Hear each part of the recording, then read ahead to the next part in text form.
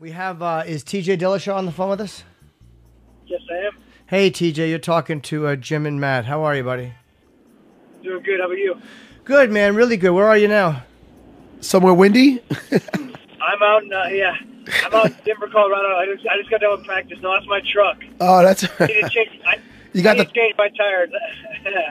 I was gonna say, you got the top down? Nah, man. No, it's just always noisy. I got a lift on my truck, and my tires need to be changed out. Now, are you? Do you like Denver? I mean, you left from California to go to Denver. How do you like living there? I love it out here, man. I'm building a house. I'm building my dream home right now on a lake. I'm walking out my backyard and jump in the boat. I'm pumped, man. So you kind of like it. You know, so when you left Alpha Male, was the location you were going to just to train with who you're training with, or did you also love the idea of going to Denver itself? No, it was just for training. I'm born and raised in California. I've always been in California. Came out here to Denver I was doing my camps out here with Dwayne Ludwig. You know, I didn't even plan on moving out here. I was just planning on doing my camps out here. You know, I was planning on doing camp for my fights, 8 weeks, 10 weeks or something like that with Dwayne. And then I still had my house in Sacramento. I'd be living in California. But, unfortunately that situation didn't really work out with Uriah and Team Alpha Male. They didn't want me jumping back and forth. So they kind of gave me an ultimatum. I got to choose one. So that's when I decided to sell my house and move out here. And TJ, you said an ultimatum. Now of course we have to ask you. Uriah put out a Instagram video, which you may or may not have seen. He said, "Sad to see my former friend TJ Dillashaw lie about me on national television to save his reputation. He knows there was no ultimatum. He got lured by money." Why would Uriah come out and say that? How I thought it was funny. He showed that video, but never once did it say that I chose to be there rather than what I was talking about was to sit. So I had already been gone. I came back to Sacramento to finish selling my house. I had already rented a place out in Denver. I was already in the middle of camp. I came back to finish selling my house in Sacramento, and one of my friends at the time, Justin Buckles, I knew I was in town, asked me to come on the podcast and talk about life and what's going on with me and me being in Denver. And that was just me talking about the situation.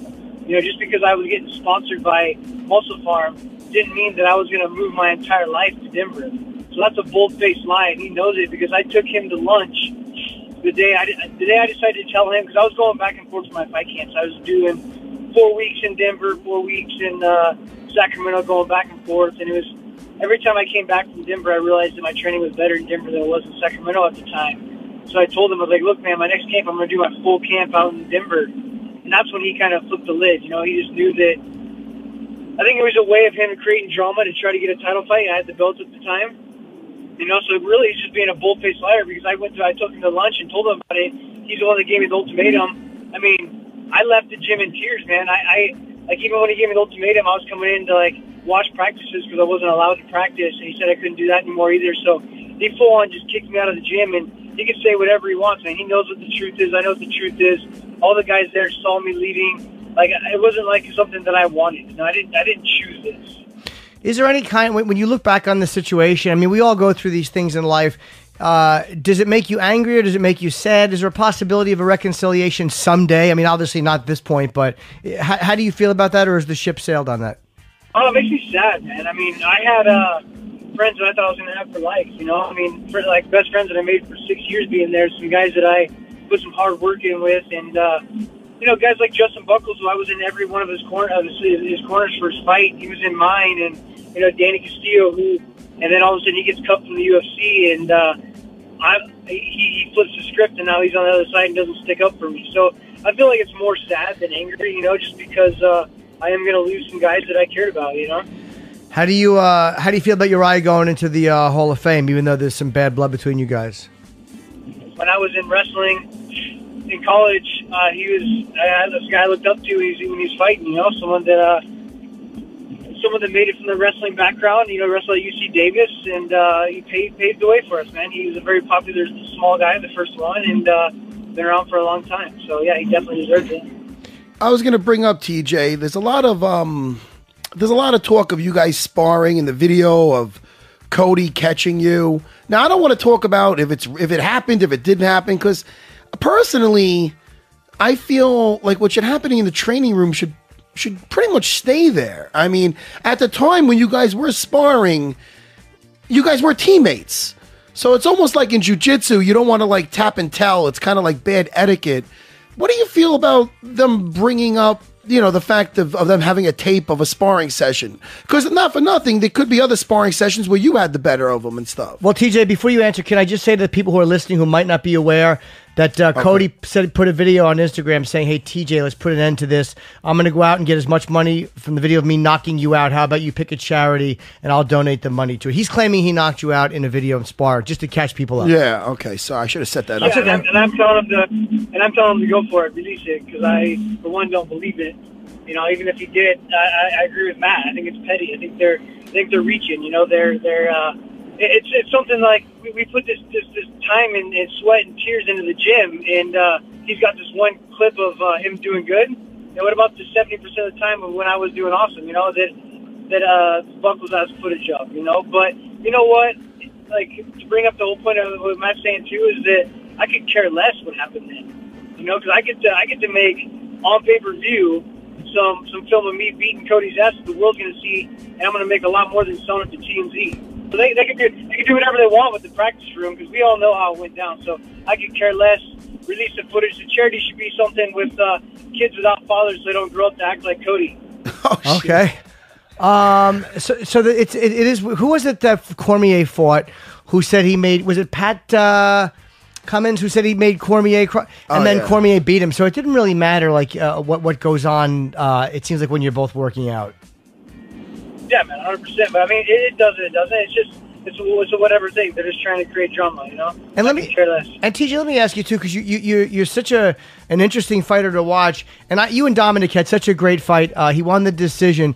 Cody beat Dominic. What do you think he figured out or adjusted to that you might not have? Because they were both very good fights. Two things, man. First thing was Cruz didn't look like himself. He looked emotional. He fought angry. He stayed in the pocket. He didn't fight like his normal self. And two, Cody had a very smart fight, man. He fought well. I thought he was the one who was going to get emotional, and he waited for Dominic. He didn't try chasing him around the ring and playing into his footwork.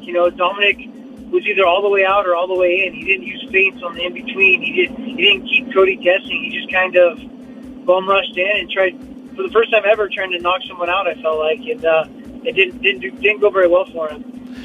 Did Cody look any better to you than when you guys used to work together? Did you notice, oh man, this guy improved, or you think you're going to put it more to the fact that maybe Dom wasn't himself?